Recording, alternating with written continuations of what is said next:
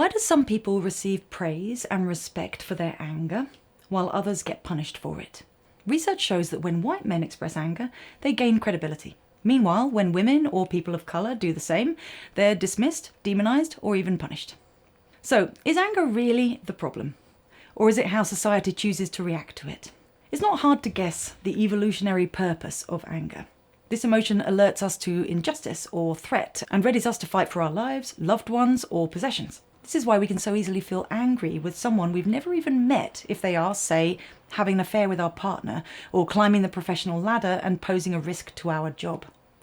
In these kinds of situations, our emotions are urging us to confront the threatening individual and do battle to hold on to our marriage or role, etc. Unlike other animals, humans have the capacity for moralistic anger as well as the more obvious personal kind. This means we can feel wrathful on behalf of other people too, which is why humans come together to protest or otherwise confront oppressive regimes or liberty-taking powerful individuals. Good. As psychologist Harriet Lerner explores in The Dance of Anger, the ability to express anger is crucial to psychological, physical, and relational health because repressed, denied, or unspoken anger can trap us in a relentless cycle of resentment and guilt that boils and festers within. The challenge, of course, is that wrath's not easy to let go of. In fact, we are so wired for revenge that the act of plotting against someone we feel angry with stimulates reward chemicals in the brain, making it very enjoyable indeed. Tricky. But if anger and even joy in revenge are neurological inevitabilities, why would wrath have a place on the list of 7 deadly sins? Obviously, anger itself is not sinful. No emotion is fundamentally good or bad. It's only our expression of an emotion that can fall short of acceptable. So we need to learn how to express anger in healthy, allowable ways, right? Unfortunately, it may not be that simple. Whether or not your expression of anger is considered acceptable may have more to do with your race, gender, or other position in some kind of category of marginalisation than it does anything else. According to Dr. Ryan Martin, aka the anger professor, there is evidence that women and people of colour and other marginalised groups are judged more negatively for their anger expressions than white men tend to be.